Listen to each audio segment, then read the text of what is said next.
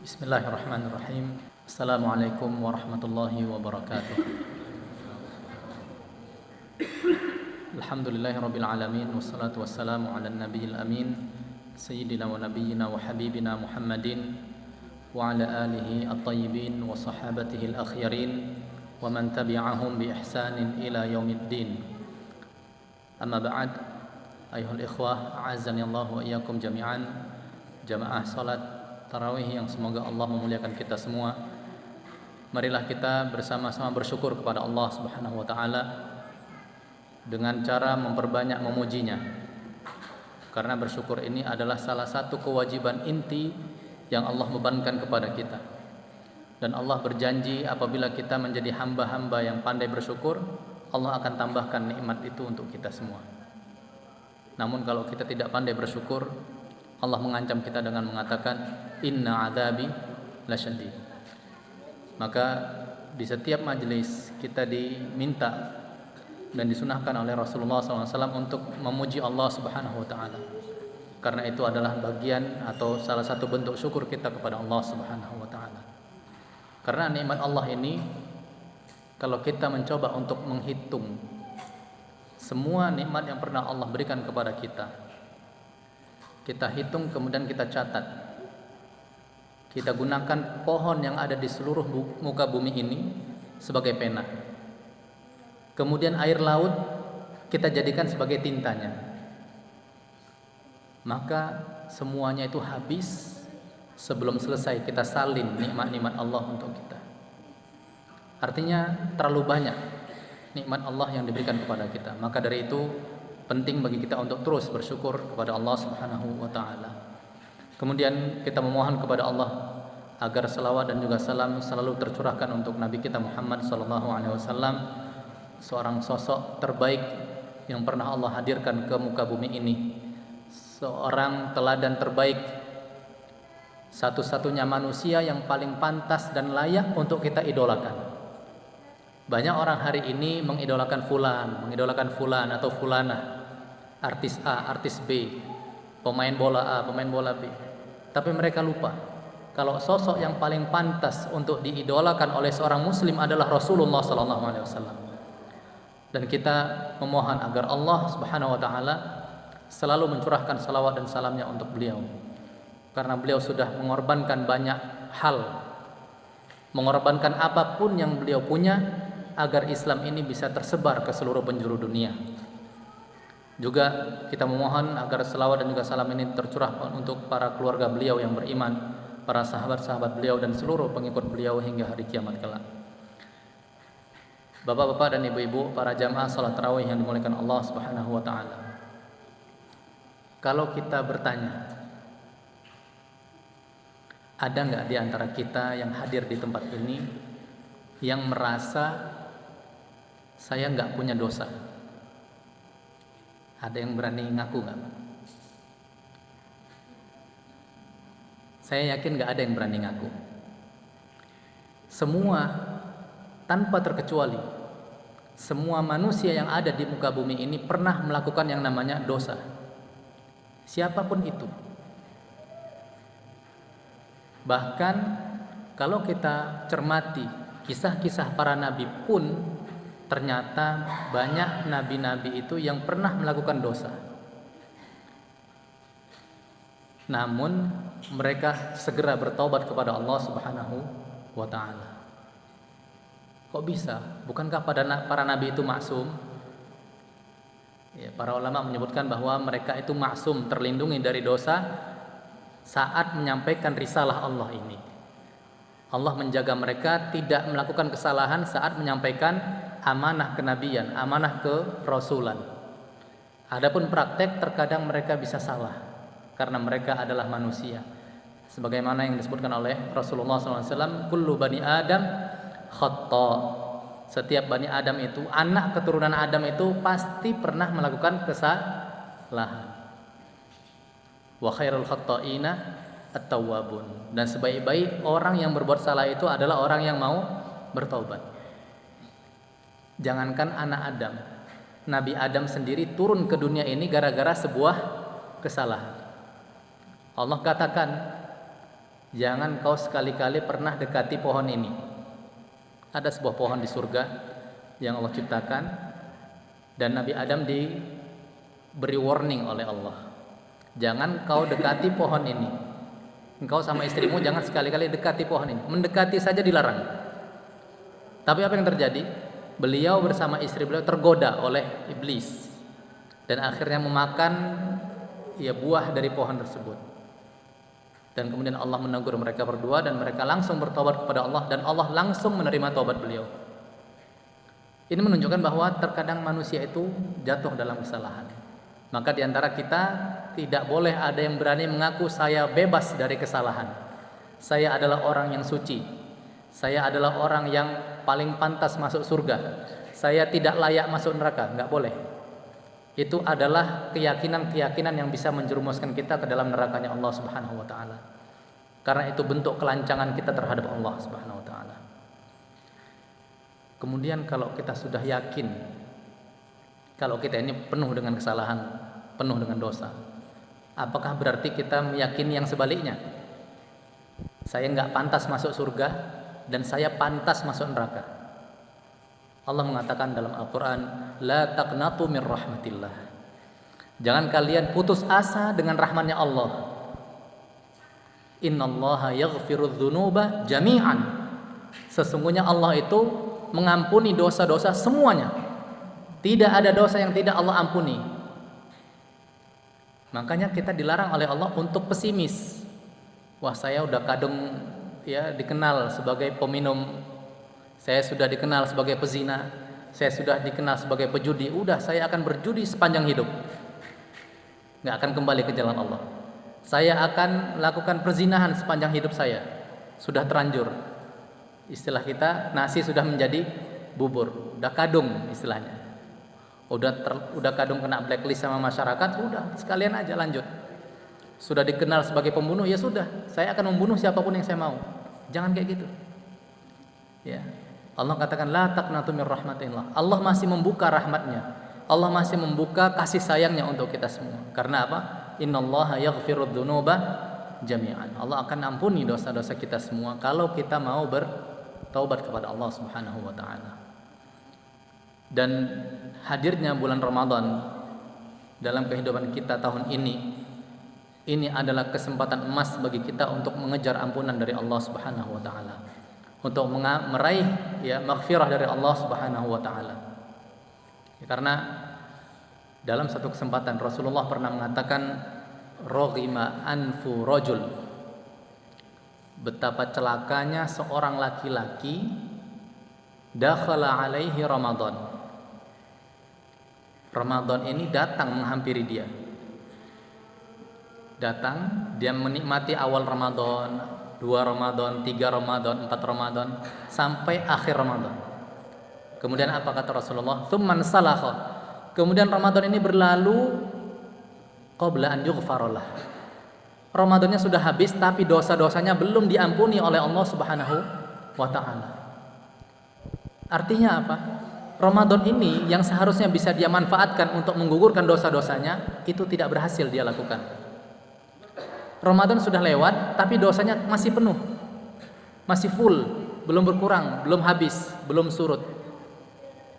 Berarti dia menyia-nyiakan kesempatan emas di bulan Ramadan. Padahal banyak amal-amal yang Allah sediakan, yang Allah syariatkan melalui lisan Nabi Muhammad SAW, yang fadilahnya adalah dapat menggugurkan dosa-dosa kita. Di antaranya adalah ketika kita melakukan puasa di bulan Ramadan. Rasulullah SAW mengatakan, man shoma ramadhana imanan wahtisaban. Barang siapa yang melakukan puasa di bulan Ramadan. Puasa di bulan Ramadan, artinya ini adalah puasa wajib. Tapi motivasi puasanya itu bukan ikut-ikutan, bukan ngikuti tren. Kalau orang sekarang bilangnya bukan FOMO, ya. Orang-orang pada puasa ikut puasa, orang berbuka ikut buka, orang sahur ikut sahur. Tapi kata Rasulullah, puasanya itu gara-gara imanan wahtisaban. Gara-gara dorongan iman. Karena dia meyakini bahwasanya puasa ini wajib. Dia meyakini bahwa puasa ini adalah perintahnya Allah. Dia meyakini bahwa puasa Ramadan ini sunnahnya Rasulullah SAW. Dia meyakini kalau dia tidak berpuasa Allah akan azab dia. Ini adalah bagian-bagian dari keimanan. Karena dia meyakini hal-hal tadi, akhirnya dia puasa. Kemudian dia melakukan puasa itu juga gara-gara ihtisaban. Ihtisaban itu adalah mengharap pahala dari Allah, bukan mengharap apapun dari manusia.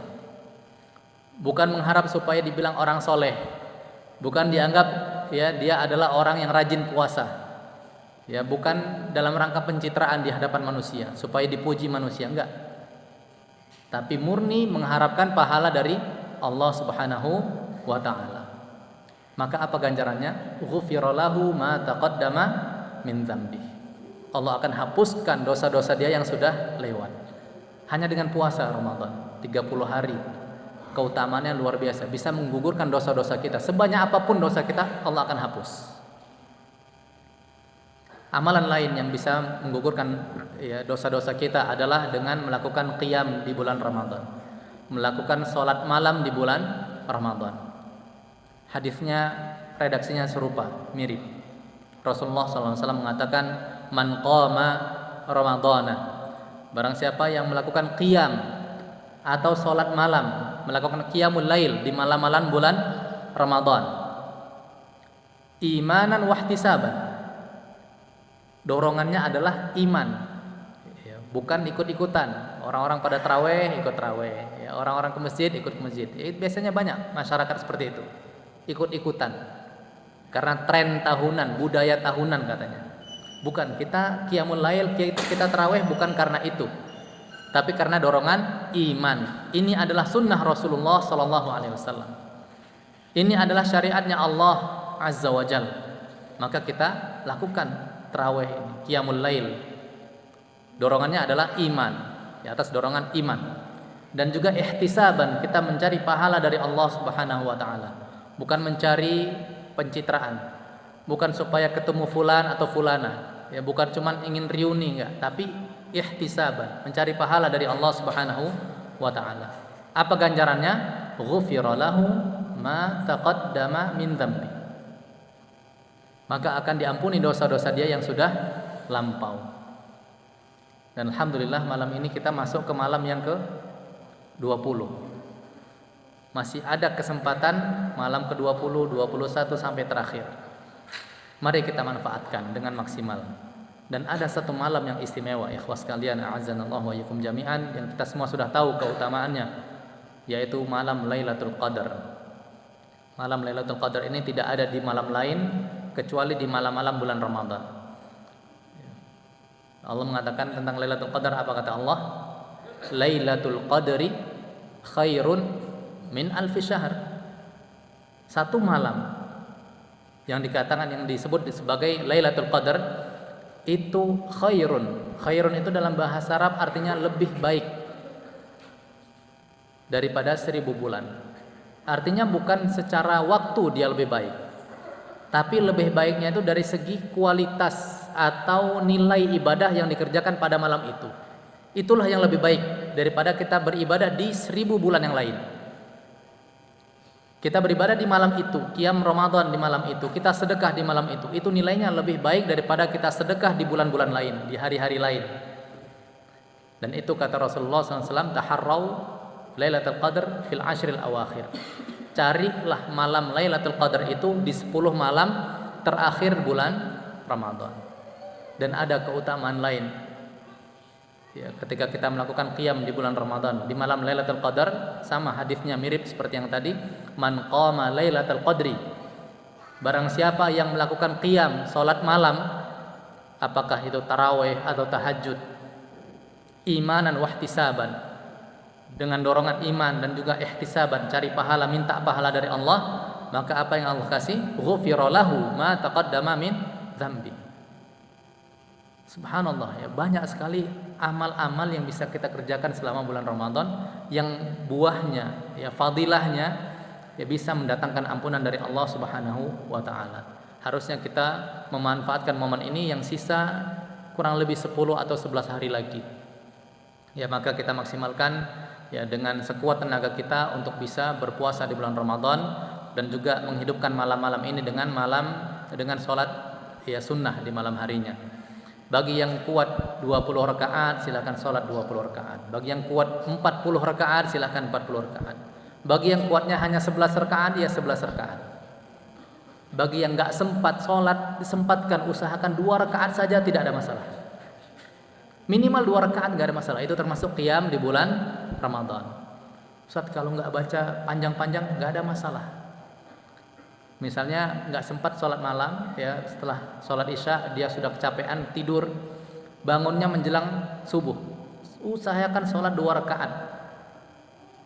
Ya, baca Al-Fatihah rakaat pertama, baca Al-Fatihah juga di rakaat kedua. Itu sudah bisa mendapatkan pahala yang tadi disebutkan.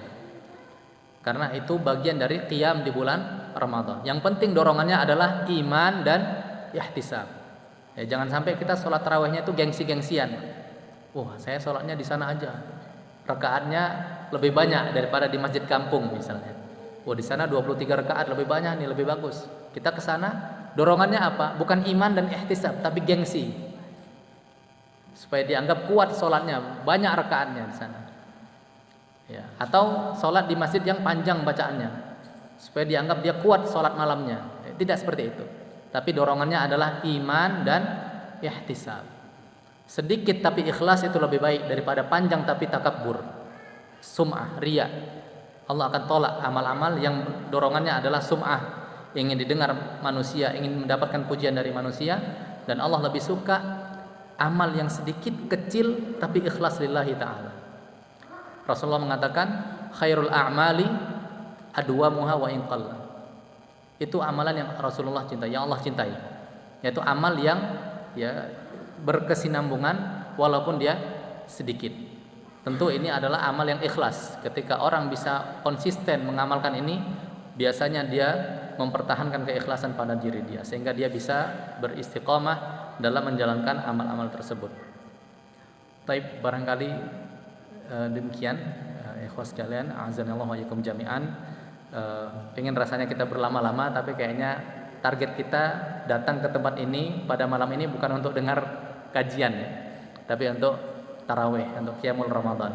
Semoga Allah ya mengampuni dosa-dosa yang pernah kita perbuat ya, baik itu dosa-dosa yang tampak ataupun yang tidak tampak, baik itu yang kita sengaja maupun yang tidak kita sengaja.